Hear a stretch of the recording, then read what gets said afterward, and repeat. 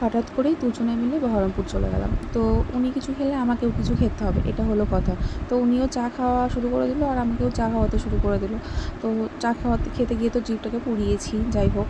তারপরে ফার্স্টে ওনার কাজটা করে নিই। ওনার কাজটা করার পর আমরা যাই আমার কাছে আর কি। তো সেখানে গিয়ে দেখি দোকান বন্ধ। তো আমরা কুইনে গিয়েছিলাম। তো কিছু মেকআপের প্রোডাক্ট কেনার ছিল আমার, সে কারণে চলে গিয়েছিলাম। তো তারপর একটু এদিক ওদিক ঘুরে নেওয়ার পর আমরা বিকেলের দিকে যখন কুইন খোলে, তো তখন আমরা যাই কুইনে। তো যাওয়ার পরে আমার প্রোডাক্ট যেগুলো কেনার ছিল আমি কিনে নিই। কিনে নেওয়ার পর বাড়ি ফেরার পথে আমরা দুজনেই যেহেতু ফুচকা প্রেমী, তাই ফুচকা খেতে ব্যস্ত হয়ে যাই। তো ফার্স্টে দই ফুচকা খেয়েছি, জল ফুচকা খেয়েছি, তারপরে দই ফুচকা খেয়েছি। তো দই ফুচকাটা এত সুন্দর লাগছিল, মানে জিয়াগঞ্জের দই মানে আমি এত ভালোবাসি। তারপরে তাই ঘুরিয়ে আবার আমরা আরেকটা করে দই ফুচকা নিয়েছি। তো এখানে মজার ছলে একটা ভিডিও নিয়েছিলাম, যাই হোক।